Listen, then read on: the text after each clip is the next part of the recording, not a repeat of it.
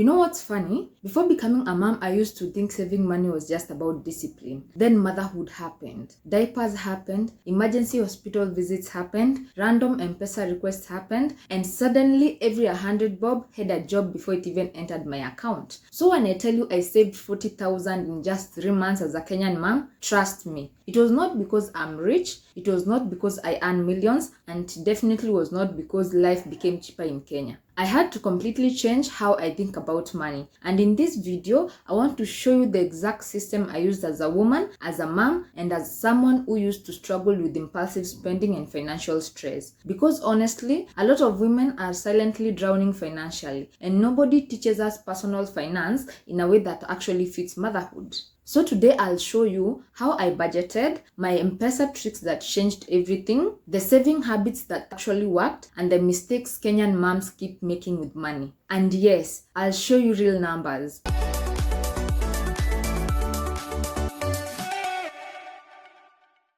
Hey lovelies, if you're new here, I'm Gakeni, and on this channel we talk about motherhood, money, business, and building a better life as a woman. So if you're trying to become financially independent, save money, make more income, or just survive this economy without losing your mind, you're in the right place. And by the way, this video is not for perfect women. This is for the mom trying to stretch one income, the woman trying to restart financially, the beginner learning personal finance, the woman tired of living from M-Pesa message to M-Pesa message. Because that used to be me. 3 months ago, I looked at my account and realized something painful. Money was entering, but nothing was staying. Have you ever experienced that? You work, you hustle, you sell, you receive money, then somehow shopping, transport, takeout, baby things, airtime, na nitumie dhao haraka finished everything. And at the end of the month, you can't even explain where the money went. That realization scared me because as a mom, financial instability feels different. You stop thinking only about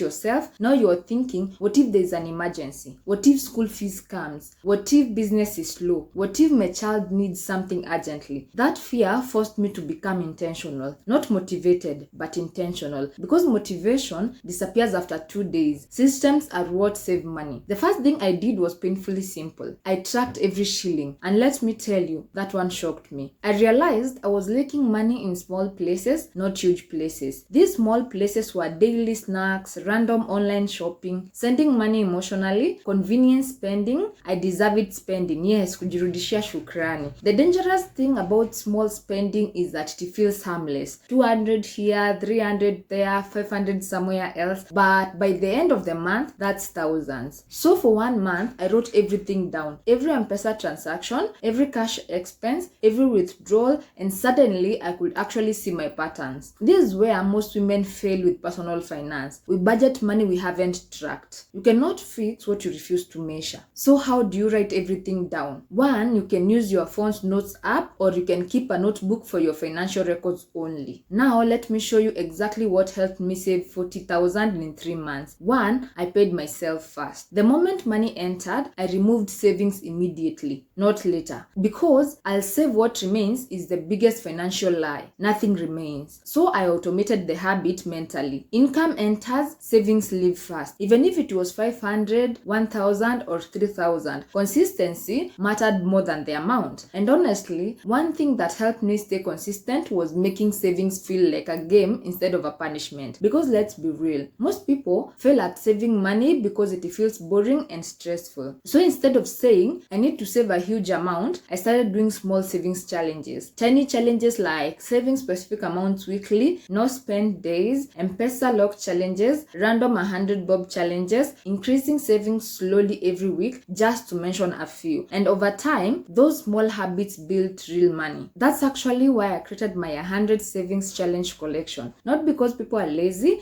but because sometimes you just need structure, especially as a mom when your brain is already carrying bills, children, business, cooking, and life stress. You don't want to think too much about money systems. You just want something practical you can follow. So I put together the exact exact kinds of challenges that help beginners start saving realistically, especially Kenyan women and moms. And what I love is that some of the challenges start super small because consistency matters more than big amounts. So if you're interested in the 100 savings challenges, get your copy. The link is in the description below. The second thing that I did is I separated spending money from savings money. This changed everything. I stopped keeping savings where I could easily touch them because Kenyan moms are problem solvers. The moment money is visible, you'll use it for shopping, emergencies, helping relatives, and important things. So I made savings harder to access. That friction matters psychologically. I used 2 money market funds, the Etika Money Market Fund and ZD Invest and Save. 3, I used the envelope method. I have the physical envelopes where I divide money into categories: food, baby, transport, business, and savings,